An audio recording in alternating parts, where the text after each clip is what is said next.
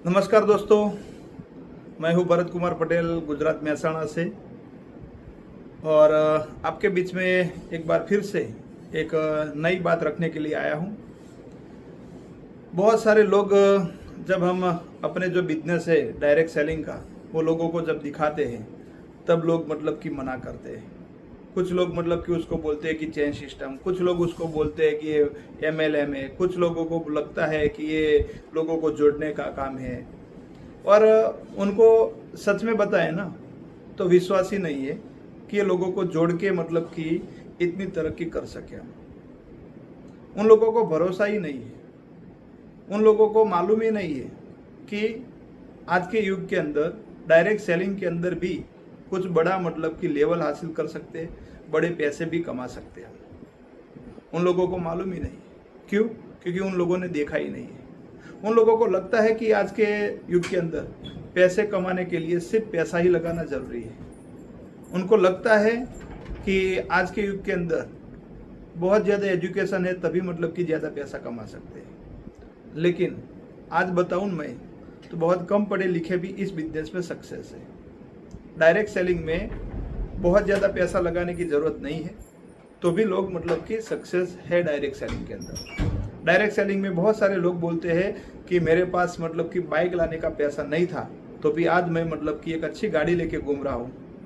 लेकिन वो लोग नहीं मानते। उन लोगों को लगता है कि बस मार्केट के जो बिजनेस है उसमें ही सफलता मिलती है। उन लोगों ने देखा ही नहीं है। उन लोगों को लगता है कि ये जो मतलब की बात कर रहा है ना कि मैं मतलब कि छोटे से मकान में रहता था या तो भाड़े के मकान में रहता था, लेकिन आज खुद का मतलब कि आलीशान बंगला बना चुका हूँ डायरेक्ट सेलिंग के माध्यम से। उन लोगों को लगता ही नहीं है, भरोसा ही नहीं है। क्यों? क्योंकि उन लोगों ने सोचा ही नहीं है कि डायरेक्ट सेलिंग में से भी कुछ बड़ा कर सके। और दोस्तों, डायरेक्ट सेलिंग में ही इतना सफलता क्यों मिलता है? दूसरे बिजनेस में इतनी सफलता नहीं मिलती।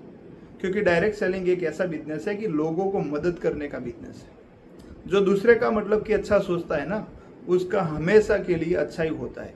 दूसरे का खराब करेगा तो खुद का खराब होगा। डायरेक्ट सेलिंग में वो नियम है। आपने देखा होगा शायद महाभारत में बड़े बड़े योद्धा थे। उसमें किसी का नाम अर्जुन था, किसी का नाम कर्ण था और किसी का नाम दुर्योधन था। सारे लोग महारथी थे। मतलब कि सारे लोग मतलब कि जो भी थे वो बहुत मतलब कि ऊंचे लेवल के थे, या तो मतलब कि उनके पास कुछ ना कुछ बड़ा नॉलेज था। अर्जुन के पास बाण के अंदर था, कर्ण के अंदर भी वो बाण के अंदर अच्छा नॉलेज था, दुर्योधन के पास गदा के अंदर नॉलेज था। लेकिन आज देखो, अर्जुन भी इस दुनिया में नहीं है, कर्ण भी इस दुनिया में नहीं है। महाभारत के अंदर बड़े बड़े जो भी लोग थे आज इस दुनिया में नहीं है, दुर्योधन भी इस दुनिया में नहीं है। लेकिन जिसने अच्छा काम किया है ना, वो आज भी इस दुनिया में उसके नाम के लोग हैं। जिस तरह से अर्जुन का नाम कोई ना कोई गांव या तो कोई ना कोई शहर में अपने बच्चों का नाम अर्जुन रखा है, ऐसा हमने सुना है और देखा भी है। किसी बच्चे का नाम कर्ण भी है, वो हमने सुना भी है और देखा भी है। लेकिन आज तक हमने एक भी बच्चे का नाम दुर्योधन नहीं देखा, या तो ना सुना है ना देखा है। उसका मतलब ये है कि कर्ण जो मर गया ना, इस दुनिया में से चला गया, लेकिन जब तक इस दुनिया में था वो मित्र के लिए काम करता था। अर्जुन था वो धर्म के लिए काम करता था, और दुर्योधन जब था वो खुद के लिए काम करता था।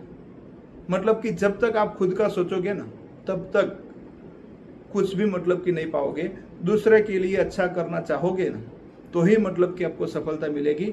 और डायरेक्ट सेलिंग में यही नियम है कि आप दूसरे का भला करोगे तो ही आपको कुछ अच्छा मिलेगा। कर भला तो हो भला। थैंक यू दोस्तों। मेरी कहानी में वही पॉइंट था कि आप दूसरे का भला करोगे तो आपका 100% भला हो जाएगा। थैंक यू दोस्तों। जय भारत, जय गंगा।